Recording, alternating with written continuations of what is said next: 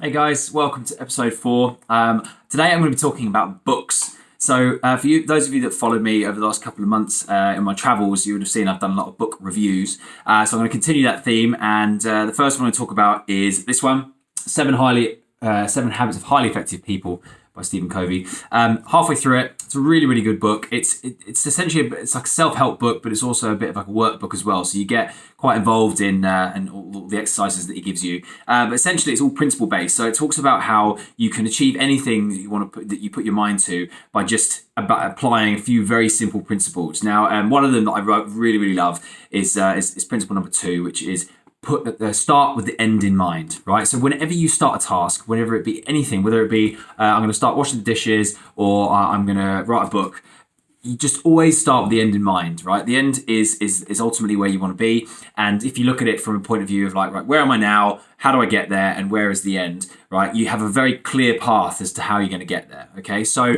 for all those people that are stuck inside and kind of thinking, well, what am I going to do with my time? Start setting some little goals. Start setting some little things that you maybe could do with your time, whether it be picking up a new book or learning a language or clearing out the loft or the shed or whatever you have on your to-do list. But always start with the end in mind and think like, how good will it feel when I've done that particular task, or what will the benefits be of me when I've done that particular task. So yeah, this book's really, really beneficial for that sort of thing, and I'm excited to read the rest of it.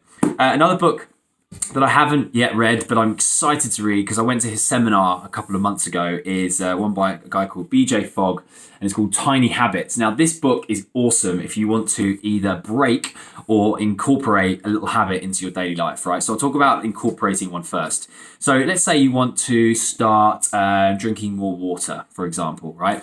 Find something you do on a daily basis that you do without thinking about it, right? So good examples are brushing your teeth, making a coffee, maybe taking your dog for a walk. Something you do on a daily basis without even thinking about it. Now, when you do that daily task, try and attach something very small and very simple to the end of that task. So for example, let's say you brush your teeth in the morning, right?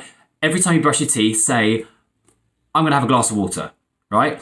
And make it super simple. Just have that glass of water after you've brushed your teeth, so you do it straight away, so you don't have to think about it. And then the most important thing about it is to just celebrate it, to give yourself a bit of a high five, a pat on the back, just to celebrate, woo, or something like that, to basically instill that positive memory of that thing you're doing after you've completed the task in hand. So now over time, that will basically make you make it more easy to do on a regular basis. But he talks about it in his book, Tiny Habits. And if you're looking to break a habit, let's say you're terrible at maybe getting up in the morning and doing exercise. Same applies. Let's say you get up in the morning, first thing you do is have a coffee. When you've had that coffee, right, just do 2 press-ups or 2 squats or 2 star jumps or 2 hands in the air or something that basically gets you exercising, right? And just consistently do it every single day. But remember to always celebrate the fact that you've done it, right? Because if you celebrate it instills that positive mindset, so that next time when you think, I'm having a coffee, the last 3 days I've done a press up or I've done a squat, then you think, actually, yeah, I felt good after that. I'm going to keep doing it. And it will ensure that you get a really, really good positive response out of a new habit or breaking an old habit of trying to get, more exercise in the morning or whatever it might be. This is another book I picked up recently. I'm interested to read it. It's just to give a bit of perspective, but it could be quite interesting as we are all stuck at home now and there's no bars and clubs open. But The Unexpected Joy of Being Sober. So I think it's a story about how basically, you can be a lot more happier, a lot more sort of proactive and a lot sort of more successful in a lot of ways if you decide to go sober. So I'm going to give that a read and I'll give you my reviews on it once I've done it. I know Emily over at Sober and Social has probably read this. If not, maybe it's one for her as well to give a go. But good time to read something like this because we're all having to be stuck at home and no bars and clubs and restaurants are open. So yeah, that's a good one. Then the other books I've got to read are The Art of Thinking Clearly, which again is going to be another one that I'm thinking it's going to be interesting. Hopefully I'll have much more clear thoughts about life afterwards. I've got Russell Brand's Recovery. This is going to be a really interesting book. Again, it's sort of like about getting rid of addictions and things like that. I think it's a story on how he he got through his personal journey on that side of things. I've been recommended this by many people. Malcolm Gladwell's Outliers. So yeah, excited to read that one. This one, I wanted to listen to the podcast, but I'm terrible at listening to podcasts, especially if there's stories. I kind of drown out of it, so I'm going to read the book instead. But it's, David Goggins, Can't Hurt Me. Hopefully after this, I'll be running ultra marathons day in, day out. So hopefully I'll be excited about that one.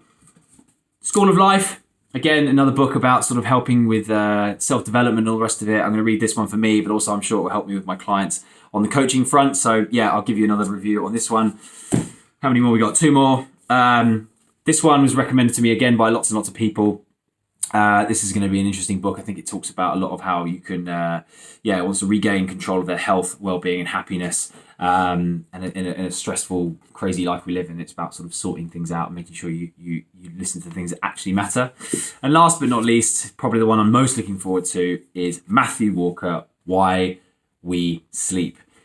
I love sleep. Always have slept. Always love sleeping. And this one's going to be really interesting to read because it's going to give me some insights to why we do it. So those books, I will get through them over the next couple of weeks. I hopefully am, and I'm putting my accountability now on Instagram. So you can call me out if I don't give you a review on them.